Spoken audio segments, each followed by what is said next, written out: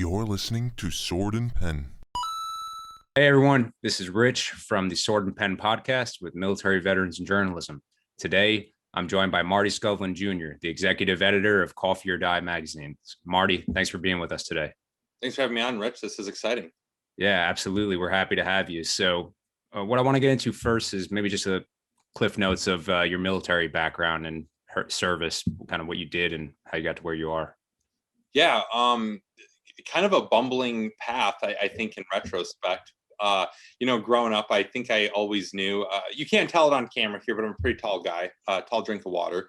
And so I kind of fit, growing up, I played basketball. So I figured when I graduated high school, I was either going to go play for the Lakers. And if that didn't work out, I'd just go be an Army Ranger, just like super achievable, low bar for success. Fair enough. There, right?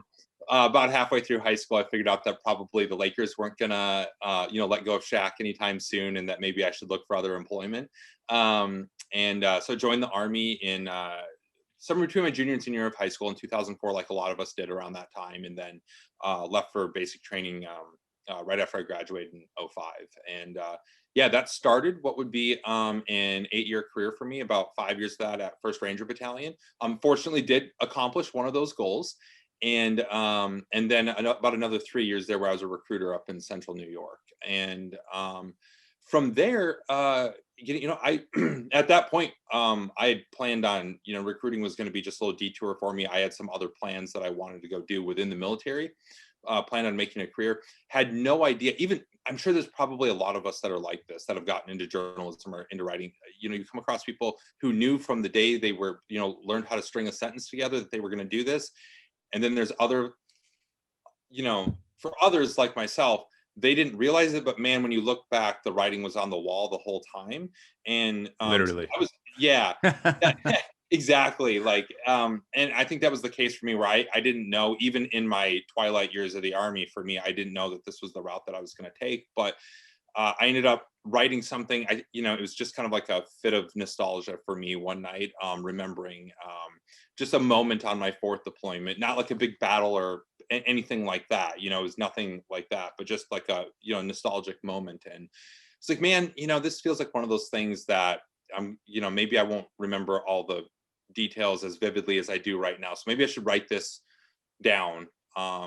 And so I did, and I like tentatively titled it the Ranger, and I was like, I got done with it. And I thought it was kind of cool. I was like, maybe some of the other guys would think it was cool too. So I, put it on the internet, and it ended up kind of going like, not like truly viral, but like a lot of people got eyeball. It really spread throughout the military veteran community, and that kind of led me to, people reach out like, hey, can you put this like on a poster, on a shirt or something like that? And I was like, sure, and that ended up starting what was kind of like a little business, which at the time we didn't call them like vet bro businesses, but that's basically what it was. It's like, okay, I'll sell some posters and some t-shirts and like, stuff like that. And so we got that off the ground, and it did well, like in the first year that I got it going while I was still in the Army, it did really well enough to where I was like, man, maybe I should get out of the Army and see where this whole business, like entrepreneur thing takes me. I might regret it if I don't, right?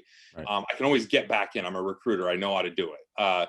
And so I got out, and that led to a pretty rough transition, honestly, from the military. But and I come to find out, like, I don't think I'm like a great business mind, right? But what I did find out, through the course of running a business, you're like, hey, I've got a business. I need a blog to promote that. These T-shirts, these moto T-shirts I'm trying to sell. And that blog, it started as Hit the Woodline, which eventually turned into a satire site that did, pretty well for itself in its heyday. But also we split off and did the Havoc Journal, which is still around today, as kind of this great little veteran essay site, and through that whole process, somewhere along the way, we also started working on an anthology book and interviewing Rangers throughout the GWAT, because we realized there's, no stories about Rangers and what their contributions to the war on terror. And so somewhere along the way in all that, I figured out like, oh, hey, I like storytelling way better than I do running a business or doing really anything I'd done in my life up to that point. And I kind of fell into, we we did a documentary, we did a short film, and I figured out, like, and that's why I say storytelling, because it wasn't just writing. It was, we were doing stuff on camera as well. We won 2 film festivals. We were having these successes, to where I found out, like, I think that this is actually my true calling. And I still hadn't really discovered, even though, like, what we were doing with the book was, and some of what we were doing in other places could be considered journalism. It was really just more blogging, being an essayist, if I'm being generous, and a little bit of filmmaking. It wasn't until we found out my wife was pregnant, and I feel like I'd kind of been dilly-dallying around what direction I was gonna go, and that kind of made me clarify, like, okay, what am I actually gonna do? Like, what's the path forward? And it felt like, okay, I need to dive into storytelling full time and find a niche that there's, like, employment within that, and Right. it felt like journalism. So we my wife and I, we, like, moved in, sold all our stuff, moved into a van, went on the road, and I started writing for everybody that I could, learning the craft of journalism, studying, reading all the books out there, and I came out the other end of it, not by any means a rock star journalist or anything like that, but the tools to actually get going with. I think that the main place that I started was Task and Purpose there, and they were the biggest. They played the biggest role in my development as an actual journalist, and not just a blogger or essayist or things like that. Working with guys like Aaron Gell and Lauren Katzenberg and Adam Linehan really refined my voice, taught me how to be a reporter, and we broke some great stories over there. I went on an embed, my first embed in Afghanistan, first time back in Afghanistan as not a soldier. We broke the story about the first female in the 75th Ranger Regiment. We did coverage up at Standing Rock, the DAPL protests up there, which was, a baptism by fire as far as covering civil unrest and mass protest. And yeah, somewhere along the way, it's like, I think I kind of turned into a journalist, like, it was never anything that I, like, specifically set out to do, but I think at one day I woke up and I'm like, yep, I'm a journalist. I was like, that's what I do. That's what I should be calling myself, Right. And definitely what we do today is journalism. For sure. Yeah. I think that's something I want to get into, definitely, is kind of like, I think there's a bit of, I'd say, imposter syndrome. And then also, like, just like as a veteran or somebody within the military, especially in, like, a high performing organization, or if you're a high performer in general, like, you're often going to, like, measure yourself up against the person that you consider to be in front of you and be like, oh, well, I'm not that yet, but, like, I'm going to be that. And then you get to that person and you're like, wait, I actually do this better, or, I could learn this from them, whatever. But before I get there, I want to just quickly touch on the transition, because you mentioned that it was tough. Like, my transition, I don't know if it'll ever be over, but it was also difficult. But I came out of ROTC, and you came, like, so I was an ROTC instructor, and I know you were a recruiter in your last assignment. And I think that pull that you mentioned too is worth, like, noting, is like, when you're on your way out, you're like, oh man, I'm leaving everybody in the fight still, like, it's still going on. And there's all these things I still want to accomplish, but then you have that pull from the civilian world where you're like, but I could be, like, really successful out here doing XYZ.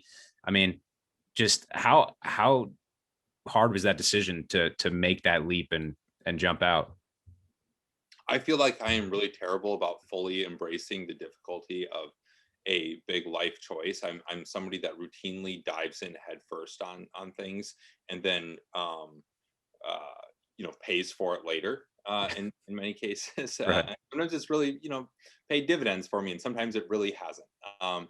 And just like when I joined the Army, I didn't really think twice about it, and when I got out, it was kind of like, I deliberated and talked to my wife about it for maybe a couple of days, but, like, we arrived at it pretty quickly. It was like, yep, this is what we're gonna do. Like, this is clearly the next step. Even though I had already, I was, so my plan, I was getting ready to transition to be switch MOSs from 11 Bravo infantryman to a 35 Papa cryptological linguist. And so I'd taken the D lab, and I'll brag, I freaking crushed the D lab. I could do basically whatever I wanted within that MOS, or what was available, and was really looking forward to getting into that world. And we were planning, like, hey, we're going to go out to Monterey. We'll be at DLI for 2 years. It's going to be great, living on the central coast of California. It's going to be awesome. My job is going to be to learn a foreign language. That sounds awesome, but when this you know, when yeah, that little, you know, what was essentially a side gig started doing really well, it was like, oh, but like, you know, yeah, we could do that, but that's always there. You know, let's go Right. try this. And if we have to, we can come back in. Again, like as a recruiter at the time, so there's no mystery about how to come back in or how that would look like. And somewhat egotistically is like, I'm a ranger with 5 combat deployments and I just crushed the D lab. Like I'm not gonna have trouble getting back into the army, even if there was at the time a drawdown going on, you know. Right. And so we didn't deliberate on it very long. And you know, some of that stuff about, you know, leaving guys in the fight, I'd actually gone through that. You know, recruiting felt like a halfway house for me. It felt like I got out of the army when I left Ranger Battalion, because recruiting does not, and maybe you felt this way when you were an ROTC dude. Yeah. It's like, this is not the army.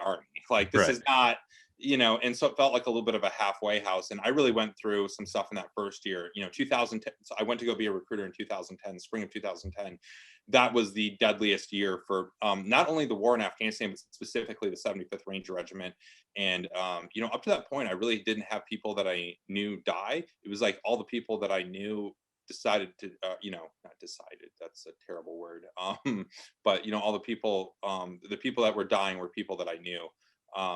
That started happening after I'd already left. And I was never under any illusion of like, man, if I would have been there, I could have stopped. Like nothing like that. I think it's just Right. more of a sense of like, you know, skipping out when things got hard, or feeling like you left right before things got hard and you weren't there for your buddies who maybe, if anything, just needed an extra person to talk to, or something like that, you know? Yeah. So I went through a lot of that when I was a recruiter, had mostly worked through a lot of that stuff by the time it came time to, and that's why I call it a little bit of a halfway house. I got to work through those emotions in the security of, I'm still getting paid on the 1st and the 15th of every month. I Right. still TRICARE and all that sort of thing. Yeah. And when start to experiment within the world of journalism too, or writing, and while you still have a secure employment too. You know, and when you talk about writing on the wall, I remember so vividly when I first got out to being a recruiter, I was like the epitome of cocky, egotistical ranger who, you know, left the unit and, you know, is now back out in, you know, kind of the world or whatever. But I remember I wrote an email about how, like what I was seeing within recruiting seemed really messed up and like really backwards the way they were approaching recruiting. And so I wrote this email to my station commander, my company commander, my first sergeant, my battalion commander, my battalion sergeant major. And to put this into context, this is like my second week at work. Like, and I'm just like, dude, I got a great idea. I'm just gonna let them all know. But it's all about like how network-centric warfare principles should be applied to recruiting operations. And it was like I hit send on that, and like 2 minutes later, I hear my station commander's phone ring, and you can tell there's like an exchange between the first sergeant and him. And he comes in, he's like, Skovlund, like, what the fuck did you do? And I was like, I have, like, this is something we should be doing. We'd be more effective. You guys are worried about making mission. This is what we should be doing. And he's like, okay. And so the first sergeant like sent me an email shortly after that saying like, okay, if you think you're so smart, you owe me like a 10-page paper on network-centric warfare and how can it be applied to recruiting, thinking that was like a punishment. Because for most people in the army, Right. writing a big paper is a punishment. For me, again, I didn't realize I was going to be a journalist someday. I was like, dude, yeah, hell yeah, I'll do that. Like, and I wrote like, it wasn't even 10 pages. I wrote like a 14-page thesis on like the application of network-centric warfare and recruiting operations in the 21st century, you know, and how that should be applied. Dude, I never heard anything about it again. Like, I never got any feedback on it. It was just like, oh shit, like this guy actually likes to write. It's like telling the PT stud to like go out and do push-ups. Yeah, exactly. Like, yes, I will. I'm gonna get yoked. Like, thank you for helping me, Sergeant. Yeah. So, yeah, so you know, a lot of the writing was on the wall, but man, huge detour there. But you know, that was like the sort of person that I was. So by the time that it came to, you know, we were looking at like, hey, let's go pursue this little business that I've started, you know, hawking t-shirts and stuff. You know, like maybe you know, it just I was equally as confident and cocky about that of like, of course this is going to work out. I'm a great planner. I'm going to set up all my spreadsheets and this is going to be, I'm going to freaking rock transition. You know, clearly every other veteran that has struggled with this did not know what the fuck they were doing. They were not meeting the standard. Yeah, exactly. Like I was so arrogant about it. And I had like a solid pace, you know, primary, alternate, contingency, emergency plan. Like, dude, we got out. I blew through all 4 of those phases, those contingency plans in like the first month. So many things went wrong. just I couldn't have been, you know, fortunately what I did have was lots of motivation. I was not short on motivation. And so we made a solid run at things, but man, it was at the expense of my marriage at the time. It was at the expense of relationships. It was at the expense of my personal well-being. Like, I gained a ton of weight. I really quit taking it. Like, the only goal I had was make this business successful, and everything else fell to the wayside. And of course, you know, you're not really taking a paycheck and stuff. And one of the big things for us that immediately put us in the hole was my wife's type 1 diabetic. And so when I was getting out, going through the ACAP process, they told us that, like, yeah, for 6 months after you get out, you have health insurance. Right. That's a big deal when your spouse is a type 1 diabetic. There's a lot of medical equipment and medical expenses that go into that. Turns out the ACAP person thought that I was being kicked out of the Army for some reason. I was not, like, fully honorable discharge, like, Right. just normal separating from the U.S. Army. So we found out a week after I got out, going to pick up Lauren's insulin prescription, that, like, they told us we didn't have any insurance. Like, what are you talking about? We don't have insurance. Like, you know, get on the phone with Tricare, like, yeah, you got out. And I explained, like, no, the ACAP lady said, like, well, the ACAP lady told you wrong, and you don't have any insurance. So that turned into about 6 months of putting every medical expense, every insurance, everything on a credit card. Right. Man, like, things got rough, dude. Yeah.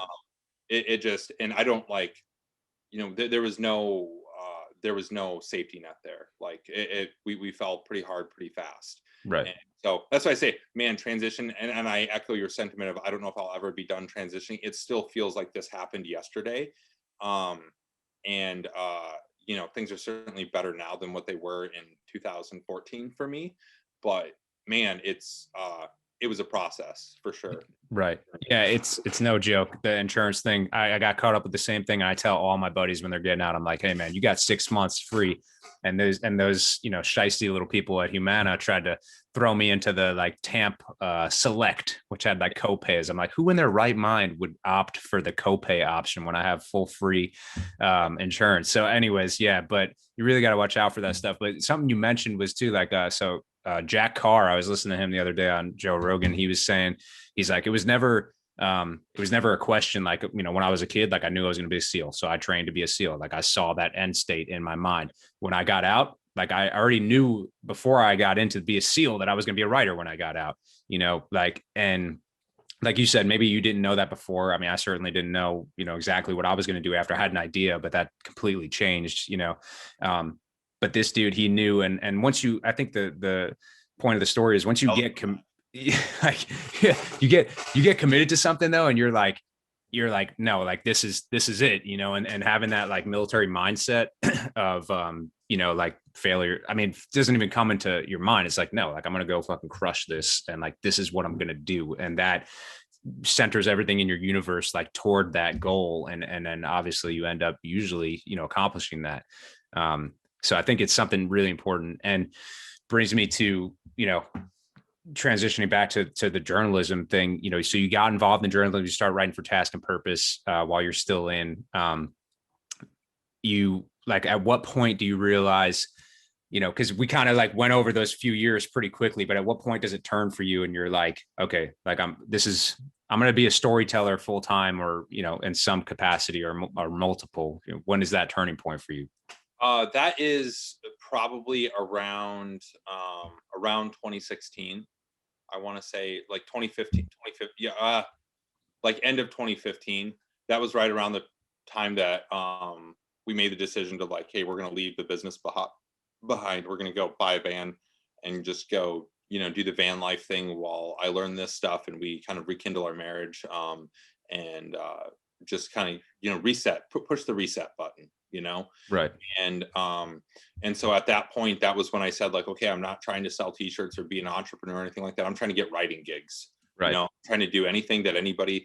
And at that point, you know, like I said, I'm jealous of the guys like Jack Carr who knew that they were going to do this forever. I think of all the time I wasted on deployments and these other places where I could have been writing, where I could have been building up a portfolio, where I could have been reading all the different books, and just, you know, how much I could have done that I had to make up for on that van trip. Essentially, is like, I need to cram, you know, an MFA into, you know, this year on the road. Right. And, and so it's kind of like, okay, I needed to start advertising myself as such. It was no longer Marty Skovlund, CEO of small business that sells t-shirts. And, that's what it was, Marty Skovlund, I'm trying to write, I'm trying to be a journalist and do this thing. And so I started working on that. I was, reading all the books, trying to get any bylines that I could anywhere, started off a little bit at Task and Purpose, a little bit at this, at Ready Man, which is like a prepper type. I hesitate to call it like prepper, but like, they're into that sort of stuff. Right. The early incarnation of like the, Black Rifle Coffee blog that they had. And it was funny. It was like, I was doing journalism with Task and Purpose and / kind of, leveraging the whole, I think they liked the idea at that time initially, because it was the only value that I brought of like, according to former Army Ranger, according to Army Ranger articles, right. Which is like, I'm trying to move beyond that label. I'm trying to be just like Marty Skovlund. Right. But you got to leverage what you can in the moment though. And that's one of the big pieces of advice that I would give to people is, man, one, for everybody else, don't judge the person that's just starting out. They're trying to do whatever they can, whatever unique thing they bring to the table, to get gigs, to get jobs, to build that portfolio. So don't judge those people too harshly. It's a racket, man. It's hard. Yeah. And for those people, understand, like, you have to, if you want to be successful with this, you have to leverage everything at your disposal. Like, if somebody sees value in something in you that you don't necessarily want to exploit, man, tough. Like, it's like, if you want to get the bylines and stuff, you kind of got to do what you got to do until you get to a position where you can provide value in other ways, or the ways that you want to provide value. Right. And you talk, I think it gets to the point of like, something I was going to talk about was like this veterans being put into kind of a box, like a lot of people have an idea of what a veteran is, and then when you tell them you've been to combat, and it becomes this other box, but like they're mostly like these shells that people, have of what they think, and these preconceived notions, like, but stuff that you mentioned, like talking for writing for a prepper website. I wrote, like, the first articles I got were personal finance, like how to leverage credit card benefits from the Military Lending Act, stuff. I mean, it was just like, but that put me immediately outside the box. Like, I was no longer just writing about like war or tragedy or whatever, even though I wanted to. But I think you have to get to those things in a roundabout way. Like you mentioned, you had to start as, Marty the Ranger, but now, you're moving towards just now Marty Skovlund, and I think for vets coming out, for people who listen to this, it's difficult because you, like, say you go on a place like LinkedIn, right? Which I spend some time on. That's like pretty much the only social media I do. And I write on there sometimes about the frustrations that I have with that platform, and the fact that, it's like, listen, you get out. It's like, dude, you don't have your LinkedIn yet. Like, you're 6 months out. Like, get your LinkedIn, get your fucking smiley photo in that suit and tie up on there and write a headline. And it's like, your headline better not say leader, you better not have your DA photo. Like, you can write pick what your industry name is going to be of what you're going to do when you get out, even though you have no idea. And, and like start networking, and then you look, and like, everybody compares himself probably, but I think this is something, especially among veterans, like we mentioned earlier, like, you're going to get out and you're going to look at other vets and you're going to be like, dude, what the fuck, man? Like, that dude, how am I not there? Or why are they doing this, and that? And I think it's really toxic, but you got to like maintain that drive and maybe put yourself in a van for a year and go try stuff on your own, and fall on your face a few times. You look at some of the vets that are doing really great stuff in the journalism space right now, who fully evolved outside of that, vet label. Right. But, if you're somebody that's just getting out of the military today and you're like, yeah, I'm trying to go into journalism, how do you get from that point, hey, day one out of the Army or out of the Marine Corps, whatever, DD 214 in hand, to TM Gibbons Neff, bureau chief for the New York Times in Kabul, right. Like, or, like, how do you, like, what are the steps in between there, and whatever path you take in journalism, right. Point to him because he's an outstanding example, right? Or Paul Zolger, or any of these other guys. It's like, how do you do that? Because you're not going to start there. You're not going to start by pitching the New York Times on making you the bureau chief just because you deployed to Afghanistan. I'm a perfect fit. No, dude, like, right. you're not gonna start there. And right. it's like wrapping your head around, like, man, you got to start from the bottom and really start to work your way up. And for some people that happens faster than others. Yeah, it's tough. It's really tough pill to swallow, because you came out of All right, so we spoke to Kaj Larson the other day, and he had this really, which I was going to ask you about, having been embedded in Afghanistan. Like, he was like, I had to come to terms with like going from being the man in the arena to covering the man in the arena. And I was like, wow, man, I never heard it put like that before, but it's so true. It's like, you really got to like put that ego to the side and, and humble yourself enough to be like, all right, look, like this is the chair I'm in now. And like, I have that experience, but like, it's not who I am. And that's something, I think I luckily had like mentors around me who taught me early in the military, like, listen, you are not, Rich Dolan infantry guy, like you are Rich Dolan, like it's not like you're not Period. army guy. Yeah. Like that's who you are. It's like you are who you are. It doesn't, like, you don't have to let that consume your identity, which is tough for people, I think, to realize. And some don't even realize that they're letting it consume them, Yeah. And, I really echo the sentiment that Cash said. I very much thought about that. And you kind of have it shoved in your face to a certain degree, because I routinely was asked, like, maybe, like before going out on, missions with guys and stuff, as a journalist, I kind of almost look at like, okay, my camera is my rifle now. Like that is my weapon. That is my tool. That is what I bring to the fight. And I had to really, embrace that. And it was very weird because, especially going back to a place like Afghanistan, still the same war that I fought. It's not like I am, Hemingway, who covered, was involved in World War I as an ambulance driver, whatever. Like that was his war, right? Like he wasn't a journalist during then, but then came back to World War II. It was two different wars, right? There's a lot of people that fought in World War II and then went to Korea or Vietnam as journalists. For me, it was like I fought in Afghanistan and then I went back to the same war as a journalist. I went to the same places. Like I was flying through the same outstations that I'd been to, and a lot of them looked very similar. In some cases, like, JBAD was like definitely more built up than it was when I was there. But like, these are the same places and what's hard too is like blurring the lines between like, your ethics as a journalist now. Cause you're not one of the boys anymore. Like you're not, you are a journalist. You're there to report. You have responsibilities as a journalist. And there were times where I found myself very difficult in trying to stay cognizant of like, hey, I'm not like, I have responsibilities here. I'm not one of the guys, even though everything about this feels like I'm one of the guys. And what you soon figure out too, they don't see you as one of the boys anymore either. You have to make that break, because now you're no longer like it. Sure, it helps when they know that, hey, you used to be in their boots, sort of thing. Right. But that really only goes so far. At the end of the day, they know you're there with a notepad and pen, with a camera, and you're there to do a job, and they're a little bit guarded. It was like very weird for me, like coming from the special operations community where I was routinely in and out of jocks and talks and things like that. So no longer, oh, hey, we got to stop you here at the door. Yeah. It's probably still the same freaking cipher code on the door that it was there when I, like it's, right. And so it's like kind of a weird thing where you start to feel like almost like alienated from the community, because up until that point, for a lot of veterans, you never have it shoved in your face like that. You never literally have somebody saying you can't come past this door.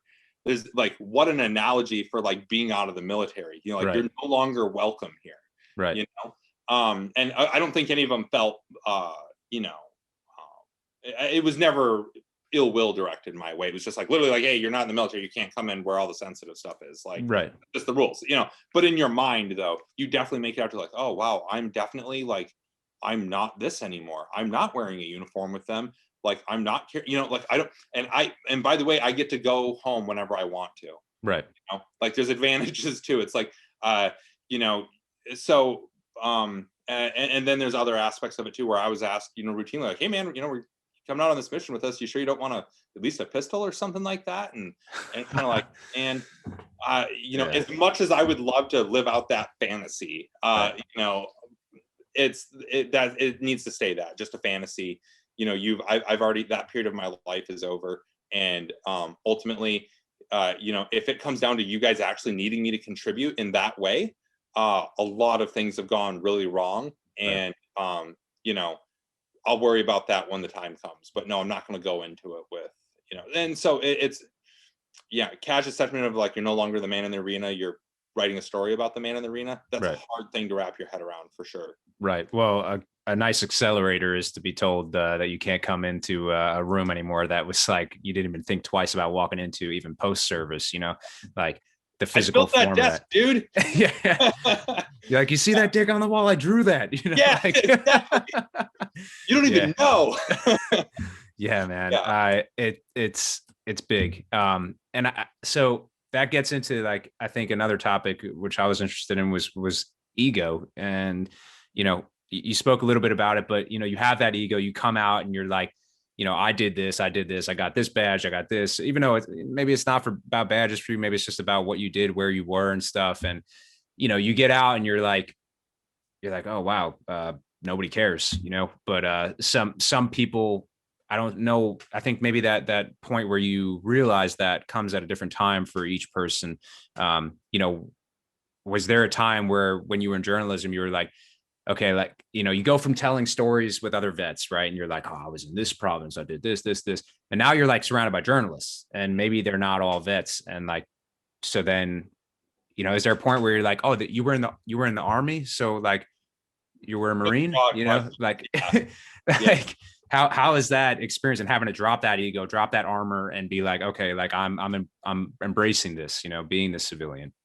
For me, those early interactions for me was where the imposter syndrome really came in for me, where I started to talk myself into this idea like, yeah, I'm a journalist. I do journalist things, and I didn't have, I really envy, I didn't go to school for it. Right. And I sometimes envy the person that, graduates with their undergrad or their MFA or whatever in journalism or creative writing. It's like, see, I have a piece of paper that says I'm a journalist, Right.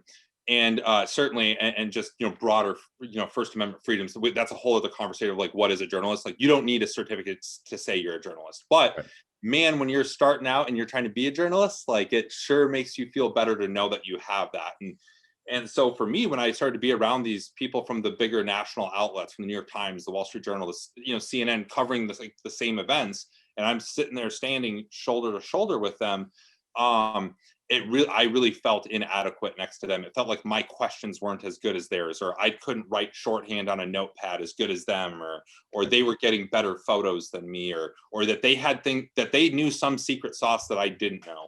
And right. Of course, this is all just in my head, and so, yeah, and if for some of them, when they did find out that, like Standing Rock, it didn't really come up a lot. I'm trying to think of like different instances where I was around a lot of other, national outlet type journalists. But, in Afghanistan, it did come up a little bit, mostly because the other, like the PAOs and stuff like that would come up and would almost introduce me as like, they caveat me being a journalist with like, but he was also like a ranger, or he was also in the army. Like when right. Introducing me to commanders or sergeant majors and stuff like that, they always like caveated that. Right. Which in those instances is useful. But when you're sitting there standing next to Eric Schmidt from the New York Times or Mike Phillips from the Wall Street Journal, they're like, they'll kind of bring it up afterwards or whatever. Those guys are pros. They're veterans of journalism. Right. They've been around for a long time, did a lot of really incredible things. But when you're at the DFAC later, getting dinner together, all the journalists sit together. It's it gets brought up, and yeah, it is kind of like that broad. They don't care what school or awards you got or anything like that. It's more of like, oh, so what branch were you in? Right. How did you get into journalism and stuff, and that sort of thing. And you can talk about it in more broad strokes, but yeah, and this is probably a just in my head, but I always felt like I was even then being seen as like, oh, I'm a veteran that got to come along, not a journalist that deserves to be here at the same table. Yeah, that's a big one. I think it's like there's a mystique of it, and there's a you're like maybe feel like an outcast and stuff, and you're like, how, like, you don't want to feel like a victim or feel like somebody's like giving you a seat at the table because you were a veteran. Like, you want to feel like you're there because you earned your spot. And I think that, we short sell ourselves all the time, but like you see these people coming, like I got my master's in journalism when I was an ROTC instructor. I did it at night. And like, I came out and like, nobody was waiting there for me with a job. I mean, I was applying for like these like associate researcher jobs, like these like jobs that like I knew I could, do better than, even if I had to start at the bottom. And, I think it was like, I saw others around me that they had no inhibitions. They had no, like, they were not veterans. They went straight from their bachelor's to their master's. They got out and they were like, no, like, I'm going to go work here. And then they got the job there. And I'm like, how does that happen, man? Like I know I write better than you, like, don't get me wrong. Like, there's people who write way better than me, but how does that happen? And so I think knocking down those walls and figuring out that like they're just another dude like who got there. Maybe it's similar to like looking at operators in the military and say, like they do certain things really well, and you can get there if you do those things that well too. But like at the end of the day, they're still people. Like they go home and they do the same thing. I think to what you were saying about LinkedIn and things like that, not that that's like the be all end all of networking, but I think that there's a lot to be said for the alumni network that comes out of, hey, I went and got my master's of journalism at the Columbia J School. You are not leaving there with any shortage of cards in your Rolodex, right? As far as like being in the journalism community. And I think that has, it's like, one thing, I think I've said this to other, like writing well or being a good reporter is not enough on its own. There's a lot of people, there's a lot of out of work journalists that are really good journalists, Right. It's like there is an element, I think, of who and beyond that, being ready to seize opportunities when they're presented to you. Because a lot of times there's opportunity doesn't come with like a sign on top of it that lets you know like, hey, you should really pay attention to this. Right. You got to kick down the door and you got to be ready. I've done that prep work to jump in when that opportunity does open up. Yeah, exactly. It's, so I think that there's a lot there for people to consider, but that was, for me, I remember, dude, when I first started off, I remember I sent pitches to like every national magazine. Like I went to like the general slush pile, public facing email, submit, your piece thing for like Esquire and Harper's and the Atlantic and like every one of them. And I was like, dude, I'm sending in some banger, like what I thought, like, and I never heard back. And this was like when I was first getting going and had no idea how any of this worked, and that this was just a big slush pile. I thought this is just how people got their stuff published in the Atlantic. Like, no, dude, the editors at these places have been working with writers for a really long time, and they're taking recommendations from them. It's, hey, I got a really bright, young, up and coming journalist writer who's got a really smart take on this or that, or did some really great reporting here. We look at this. Like that's how this stuff actually works. And I see that now with what we're doing at my current job. It's like, we've got 20 people on staff at this point. And when we do bring people in, a lot of times there is a certain degree of nepotism there's a certain degree of like, hey, I know this person, they're rock solid. Will you please take a look at this? I don't think everybody realizes just how much that or how much that networking piece plays a part. And also realizing networking doesn't happen overnight. Like it's not as simple as just setting up a LinkedIn profile or setting up your portfolio website or handing out a couple of business cards at like a, mixer or something like that. It's like, it happens it's really, this is like a cliche thing to say, but it's like, it's not networking, it's building relationships, Right. It's not about massing, like you gotta target, you gotta be very specific and you gotta like capitalize on those connections that you make.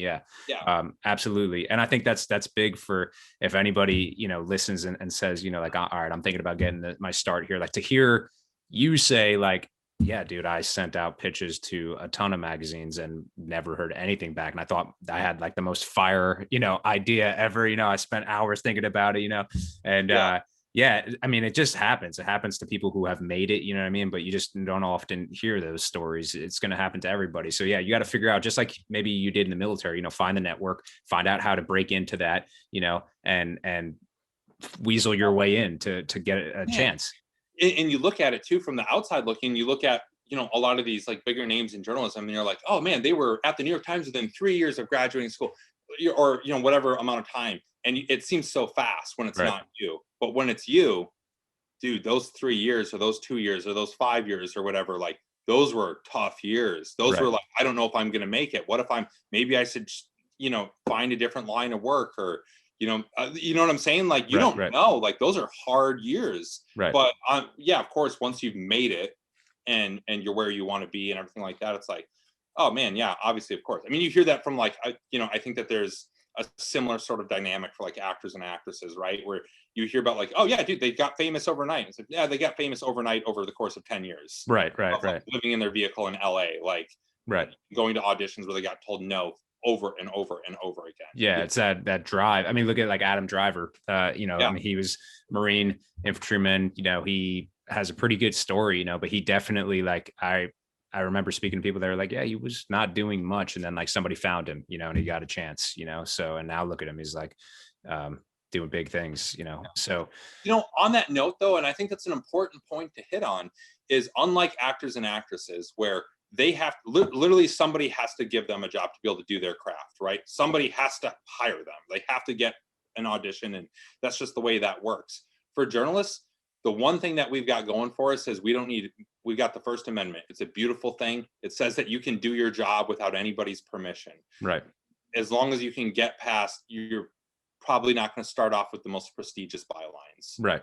Maybe like your own personal blog or something like that, Well, yeah. I mean, you got to, I think the thing you got to get past is like yourself, initially, at least, like you got to realize, okay, I'm going to start writing for myself, and then like that will refine, the tip of the sword, and then I'll be able to like jump over somewhere else. But you got to create that body of work. Like you can't, I think that's a pitfall too. Like you can't wait for a outlet to pick you up and publish your story. And then you keep all these good ideas over here. Like, it's like, listen, if they don't pick you up, like you got to just suck it down and throw it on like a free website or on your own blog, and get your name out there that way. So, that's big. I think, moving into the field of journalism here, like all right, so you're knee deep in it now. You're executive editor at Coffee or Die.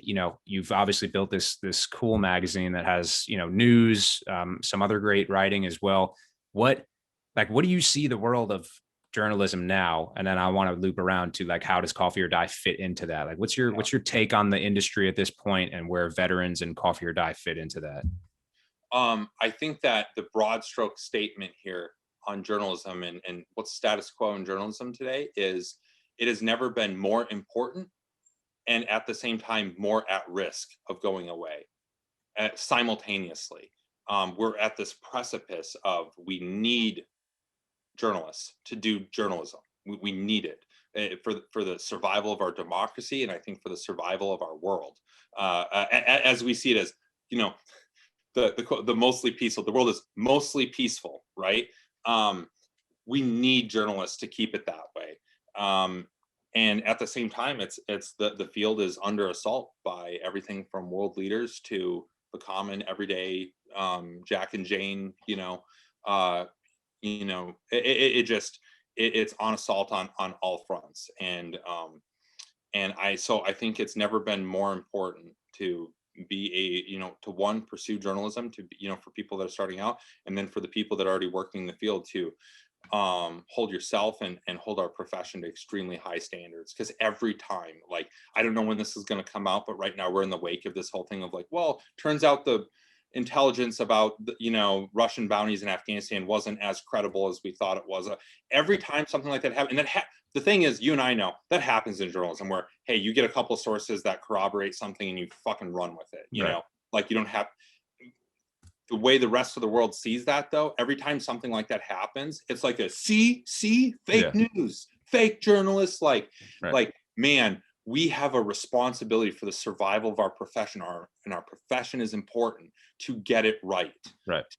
To go out and do the hard reporting and to make sure that we're not letting how our own personal feelings about a topic are getting in the way or clouding our skepticism. The journalist as a skeptic is the most important tool that we have, right?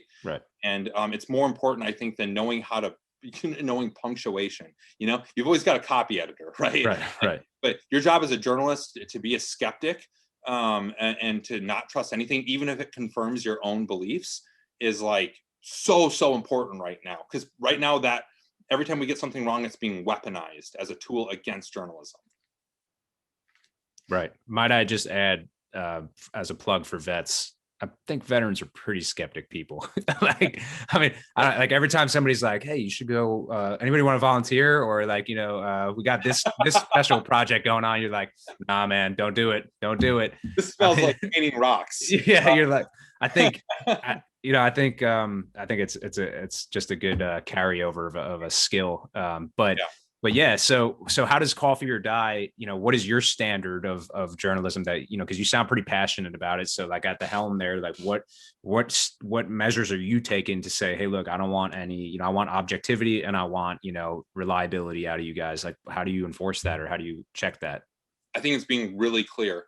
right from the get-go what my intentions were. And there was, when we first started off, it's like, look, we're, there's a lot of hybrid models of journalism going on right now. Like a lot of the deep dive investigative reporting is kind of moving to the nonprofit world. Places like ProPublica are doing a fantastic job. You're seeing a lot of the national outlets kind of basically having to pick a side because ultimately they're for-profit businesses, right? Like the New York Times, Washington Post, Wall Street, they all have to turn a profit. And then you're seeing the death of a lot of local newspapers that are going out of business or being bought up by larger outlets and being combined with other papers and that sort of thing. And so there's a lot of shifts in the business side of it. And what we found is, or where I found was, okay, hey, yeah, I'm running a publication for a coffee company, for a company whose sole purpose is to sell coffee and to be successful at that. So it's kind of a weird pairing, right? Hard journalism. And if you go through and look at us, I think because it's Black Rifle Coffee, a lot of people may dismiss the idea of a publication from Black Rifle Coffee right at the face of it. Go take a look at our stuff and tell me it's not really excellent journalism that's going on, right? And so I'm a little bit defensive there. But what I found is that, like, okay, that has freed us up. We've essentially got one master. Like, obviously, we're not going to be writing any investigative deep dive reports that is, outing Black Rifle Coffee, right? Like, that's obviously, we're not going to bite the hand that feeds us or anything. But everything else, though, we've only got one master. I don't have to sell ads. I don't have to sell subscriptions. As long as it fits in the verticals that we've identified, like who our demographic is, which is the military, intelligence, veterans, and law enforcement or first responders, right? If it fits in those, and then oddly thrown in, obviously, coffee, which you'd be surprised. There's a lot of deep dive stuff to do in the coffee business world, like how it affects Central American politics, Southeast Asian politics. Like, there's some super interesting stuff going on there. But that all being said, so it's kind of an odd couple there with all those other things, though, is my point. So we go do that. We don't owe allegiance to anybody. It's actually opened us up in a lot of ways. And we're not beholden as far as our budget and what we're able to do as far as getting people out on the ground. I think within this space of the military veteran journalism, we're putting more people out on the ground than anybody else. Right. Of similar size, at least. Right. And so I think that we have a duty of, like, hey, we've got the money piece taken care of, right? Here's my pitch: go support journalism, buy Black Rifle Coffee.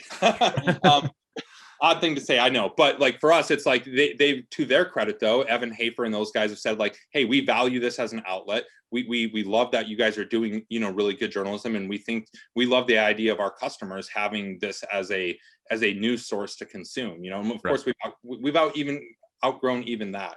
And there's, uncomfortable conversations along the way once you start covering hard news, uncomfortable topics. We saw a lot of that last year, right? That can make a company that sells coffee very nervous. Right.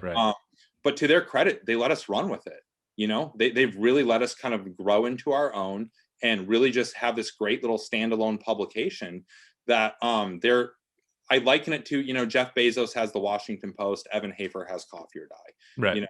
And I think that's really fantastic. But so our approach to journalism, knowing that as context, right, of like, we really only have one master there. We don't have to worry about selling ads, selling subscriptions, anything like that. We can just go do journalism and tell great stories, do great reporting. The bar that we've set is, we want to be known for our long form. I think we've got a lot of great long form reporting and essays. We want to be known for that. We don't necessarily need to be the first, but we should be, via our staff being about 60% veterans, we should be bringing something else to the conversation when a story breaks. And we need to be able to tackle the tough topics. And we've gotten more and more into daily type news and stuff. Like, we had a guy on the ground in Minneapolis yesterday for the George Floyd verdict, or I should call it the Chauvin verdict, in the killing of George Floyd. So we've done all that, but my guidance as far as like being unbiased and being trusted, we are absolutely stringent on it, unless it is even though it's web right now. We're launching a print magazine in July. I think that's an exclusive for you guys. I don't think we've announced that yet. I hadn't heard that, but hey, you heard it here first. We're doing that in July. But right now it's only web. Even though that is the case, if you need to make a change to an article, if we got something wrong, if it's a grammar thing, like, hey, we've forgotten apostrophe here, that's fine. Go in and change that. Anything else, we're putting an editor's note. If it changes the context or the story or a fact or anything like that, anything that is non-grammatical, Right. We're putting an editor's note so we have transparency there. We're not taking articles down. They're going to live there, even if we kind of wish we would have been able to take that one back. Right. We're not deleting any articles in retrospect. Right. We are, I'm telling them like, hey, we have a diverse staff as far as, again, you might assume because it's Black Rifle Coffee, it'd all be a bunch of like hard charging MAGA Republicans or something like that. We have a very diverse, like it's about 50-50 between like conservatives and liberals on our staff, with a healthy dose of like libertarians in there that kind of fall each way. But everybody, we're all keeping each other honest on our biases, which I think is really great. And my guidance is like, hey, we're not trying to like out MAGA the right, and we're not trying to out woke the left. We just report on these events. They're important events. Let's report on them and kind of go back to that. Like, I don't know. I don't want to have rose-colored glasses about journalism because I don't know if this was ever the case, but I want to have that standard of just like, hey, we're just reporting the facts here without any sort of bias one way or the other. Right. Well, I think that's like a ton of good context, because I never even thought about it like that before, where it's like, yeah, it's called Coffee or Die. It's attached to Black Rifle Coffee, but like, training wheels are off, like nobody's breathing down your neck. It's like, listen, go do like whatever you want. I think that's so freeing. And also like, operating off of intent and getting, the mission done as whatever it's, you define it and fits into higher. All right, cool. And now you have this, I think, which is another trait I think of vets in journalism is like the standard. Like you come out of the military, you're like, no, like this is the standard, black and white. Obviously there's some gray in between, but this is the standard. So I looked at journalism when I was getting and I didn't go to Columbia, by the way. I'm not like one of the vet bros from there. Dig at you. I'm saying for that. No, person. I know. Yeah. Well, I think about it sometimes. I'm like, maybe I should have gone to Columbia. Nobody even knows my journalism school. And, but when I got out, I was like, a lot of my instructors are saying one thing, but I'm looking at this New York Times article or this article or that article. I'm like, it's not labeled opinion. Like this is, I'm looking at this particular article. I'm like, this is insane. Like how, like, this isn't what I was taught journalism is. So to hear that you guys are keeping that standard and holding people to it, I think is, or holding your reporters to it, I think is huge. And that gets to, kind of wrapping it up here with Coffee or Die. Like how do you measure success? How do you measure success in the world of journalism? Is it by clicks? Is it by traffic? Or is it just by saying, hey, like we got at least one good story out today and I'm happy with that and we made a difference? What's success for you guys? Again, I think we're in a very fortunate situation. Of course, we measure the metrics, but I'm not responsible for selling a certain amount of coffee. I don't have any edict hanging over me as far as doing anything like that. I don't have to sell ads. I don't have to sell subscriptions. The only metric we really have to go off of is just page views and as just a way of measuring. We also kind of measure time on page, bounce rate, things like that, just as seeing those as key performance indicators of are our articles good, do people find value in what we're putting out. So yeah, we look at that stuff. We measure volume. One of our growth things is like, hey, we want to expand how much coverage. I feel bad every time we aren't able to cover a story just because we were stretched too thin during a time. And so my whole thing is like, I want to expand volume. I want to expand how many things that we're covering. We're hiring people. Like I said, we're at about 20 people right now. We're going to be at about 25 by the end of the year, full-time W-2 staffers. That's a really aggressive growth considering we just started this 3 years ago. And so a lot of that is just saying, hopefully showing that, the ROI there is that we're turning around stories and not just like, kind of sitting on our thumbs as far as, oh, everybody's, working on their passion project. No, a lot of people are working on stuff that they don't necessarily want to work on every single day, right? We work really, really hard. But we want to cover all the stuff that is happening within our verticals, and we want to get people out on the ground, and we want to bring quality. We want to bring, like, we don't ever want to, even like our clickbaity type articles, like if you see us do like a listicle or something like that, it's like under each point of, 1, 2, 3, 4, 5, there's like 2 or 3 paragraphs, not just like a single sentence or a single paragraph. It's like, we want to bring quality to the table. We want to, and like I said, our emphasis on long form, we want to show that it's okay, that like, a long article isn't the boogeyman. We've shown by metrics that long form isn't going away. People don't have shorter attention spans. They have less time for bullshit. That's what, if you have a good long form article, the people will come. If it's a 5,000 word piece and it's great and it moves and it keeps people like they will read that. We've got the read times to corroborate that. But guess what? They're not going to spend anything on something where you're just rambling on for 5,000 words. Yeah, people know when you're faking it. And I mean, hey, look, the New Yorker exists still, right? So obviously long form's not going anywhere. So look, I'll finish up with this question regarding, coffee or die, and kind of rounding this out. I've spoken with some veterans who, they feel that veterans today, or within, let's say, like this past 10 years, are sort of being treated as like a commodity, like for many industries, like, hey, like whether it's recruiting or whether it's, the vet bro line of clothing or whatever it is, I mean, what do you think about that? Do you think that veterans are commodity, or some people are taking advantage of that? Like, what's your take on that? I don't think we're the only ones. I think if the only thing that you've ever done in your life is be a white male, it's a really hard time to get a job. But if you, right now, there's a lot of pressure on diversity of staffs, right? Across, not just in journalism, across the board. And one ways that diversity is measured is having a lot of companies have veterans initiatives to hire more veterans, right? So veterans, it's one of those things where it's a commodity of like, hey, I don't even care if you can do this job or not. You're a veteran, okay, boom, you're hired, or even if it's not a great fit. Right. I'm sure there's probably a lot of veterans like, that is not my experience. But veterans are being seen as a commodity to a certain degree. I think that there's other demographics that are also being seen as a commodity, where it doesn't matter if they're good or bad. You're that thing, okay. The board said we need that thing, so I'm, right. And I think that's really bad. I think that it's not really bad. That's a terrible way to look at that, because there's a lot of people say, like, yeah, hire the right person or the most qualified person or whatever. Part of the reason that we don't have more most qualified veterans or most qualified Black people or Latinos or gay people is because they were never given the opportunity, and they don't have the peer support network at higher up places because those opportunities weren't there for that generation before. So we got to start somewhere. So it's not a bad thing, but we have to recognize that, as a veteran, if you're being hired and you kind of have a sneaking suspicion that that was the main reason, that, you're not the next, Jack Kerouac, and they just wanted you because you got that DD 214, right. Then you've got a responsibility to make them see that, like, oh, wait, I'm so glad we hired this person. Right. You have to be a good steward for the veteran community and not be just another tick in the box of, hey, look, we hired a veteran, we care. Right. Which I think could be difficult, like maybe in the retail space too, which the narrative that forms around veterans, and like by no means it's not like a roundabout way of calling out Black Rifle at all, but I'm just saying, like, there's a lot of narratives out there about veterans and stuff. So that, and there's a lot of companies that produce retail goods that market and people buy and people look at and they're like, oh, okay, like disgruntled vet, Totally fair. It's right. Totally fair. Yeah. 100%. And I don't take it like, yeah, Black Rifle has 100% said, like, identified, like, hey, the demographic that is most important to us is veterans. We want to be bigger than just veterans, but that's like our people. So we're going to market to them.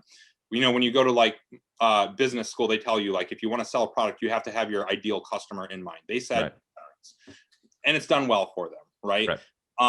But that being said, though, yeah, it does. And I think the veteran community in particular is like very hard on anybody, especially the ones that do the more cringy sort of things. Right. And certainly, I'm not going to speak for Black Rifle, at large or anything like that. I'll speak for Coffee or Die. But yeah, is there probably certain things that they would have done differently or something like that? But ultimately, it wouldn't be where it's at today. And I wouldn't be where I'm at today if they wouldn't have, everything happens for a reason, I think. Right. Well, I think what people too don't realize is like, I don't think, at least from my experience, that there's vets out there, like, especially like the guys at Black Rifle, who are like, yes, like just like drooling, like, vets, let's get our teeth in them, like they're like, look, we're vets, they're vets, like, let's sell some stuff. So yeah, well, I appreciate you talking about that. So we've been talking for about an hour now, Marty.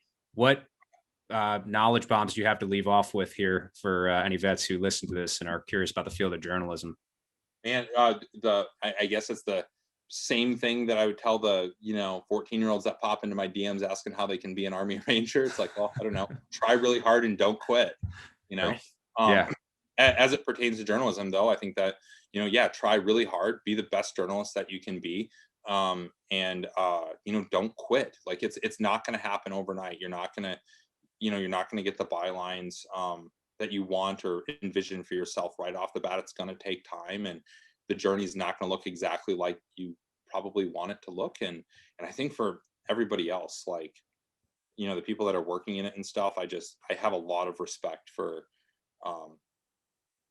the things that people are putting themselves through to report the news, whether that's CS gas and rubber bullets. In the past year, a lot of our people on our staff, are still washing the CS gas out of their clothes, or going to war zones around the world to cover things. There's a lot of really important things happening right now, and we need you. Fight to keep your publication alive by putting good work out, and I'm I was very proud to be a part of the Army, or specifically the Ranger community. It's something that I definitely take a lot of pride in. I'm very proud to count myself in the ranks of journalists right now, because by and large, we've got a lot of really brave journalists out there doing really great work that gets completely, it gets little to no recognition a lot of times. And, I'm so glad that people are doing what they're doing. And it's like we said at the beginning here, I think that it's never been more important and never been more at risk. And we have to approach every day that we wake up like that, where we're not just fighting for our own jobs, but we're fighting for our career field, for the field of journalism. For sure. All right. Well, hey, thanks, Marty. I appreciate your time. And you guys heard it here first, July, print magazine, Coffee or Die. Whether it was supposed to come out or not, it's out. Yeah. All right. So, all right. Thanks, Marty. Thanks, Rich.